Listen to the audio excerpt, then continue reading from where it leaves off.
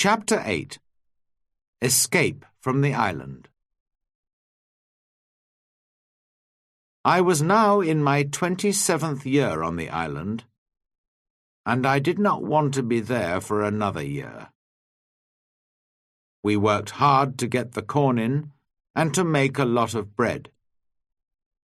We had dried fruit and salted meat, and big pots to keep water in. One evening, Friday went out to look for a turtle for meat and eggs. But in less than an hour he was back, and he looked very afraid. "Master! Master!" he cried. "There's a great ship near the island, and men are coming to the shore in a boat."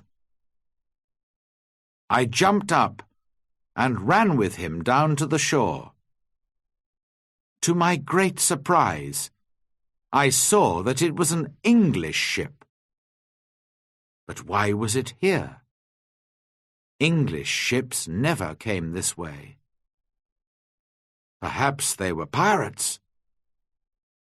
"Don't let them see you, Friday," I called. "We'll hide in the trees and watch."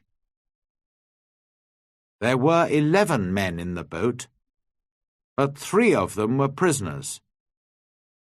Their arms were tied with rope, but their legs were free and they could walk.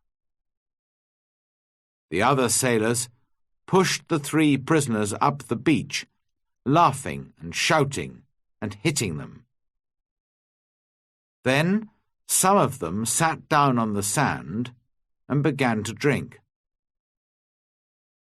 Others walked away to look at the island, and 2 men stayed to watch the boat. The 3 prisoners walked slowly along the beach and sat down under a tree not far from us.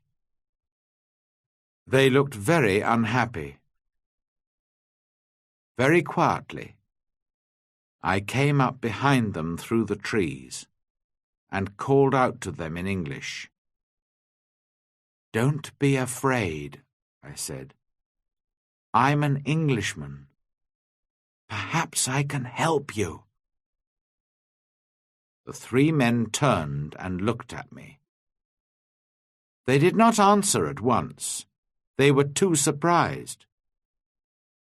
Perhaps they thought I was a wild man myself, in my strange homemade clothes of animal skins, and with my long hair and beard. Then the oldest man spoke. "I am the captain of that ship," he said, "and these 2 men are my first and second officers.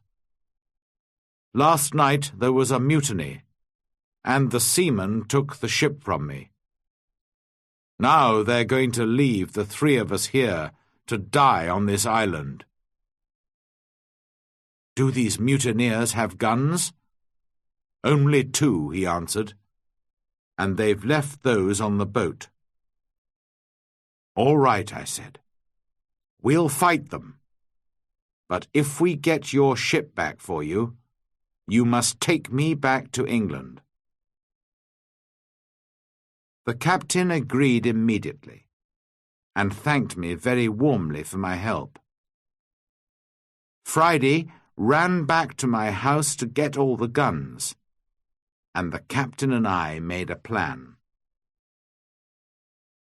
The first part was easy, because the seamen were not ready for a fight. We shot the 2 men at the boat, and the captain shot another man. This man, Tom Smith, was the worst of them all, and he began the mutiny on the ship. Then the captain talked to the other 5 men, and they agreed to help him. They did not really want to be mutineers, but they were afraid of Tom Smith. "Now," I said to the captain, "we must get back your ship. How many men are on it?" 26, the captain replied. and they will fight hard because they won't want to go home. It is death for all mutineers in England. But not all the men are bad. I'm sure that some of them will help me." Just then we saw another boat which was coming from the ship to the shore. There were 10 men in it, and they all had guns. We ran into the trees and waited. It was a long, hard fight, but by now it was dark, and this helped us very much. We ran here and there in the trees, calling and shouting. The seamen could not see us, and did not know how many men they were fighting. In the end, the first officer shouted to them, "Put down your guns and stop fighting. The captain has 50 island people to help him. We can kill you all." So the seamen stopped fighting, and we took their guns. 3 of the men agreed to come back to the captain, and we put the others in my cave. Friday and I stayed to watch the prisoners, while the captain and his men went back to fight for the ship. All night we listened to the sound of guns and shouting. But in the morning, when the sun came up, the captain was master of his ship again. I went down to the shore to meet him. "My dear friend," he cried, "there's your ship. I'll take you to the ends of the world in it."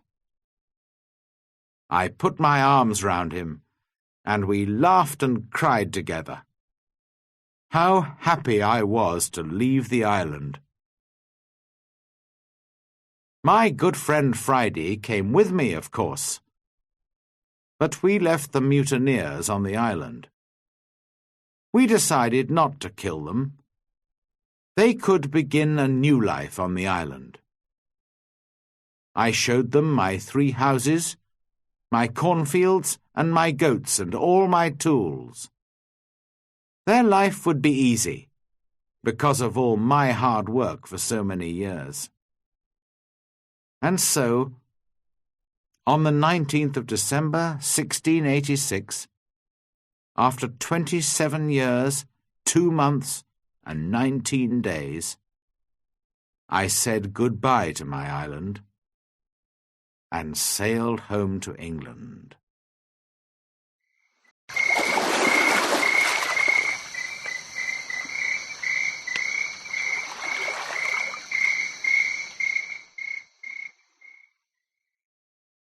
Chapter 9. Home in England. When I came back to England, I felt like a stranger in the country. Many things were different, and not many people remembered me. I went home to York, but my father and mother were dead, and also my 2 brothers. I did find the 2 sons of one of my brothers. They were happy to learn that I was alive, and I was pleased to find some family.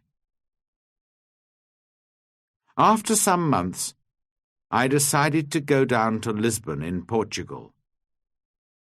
I had friends there who could help me to sell my land in Brazil, and I needed the money. Friday came with me.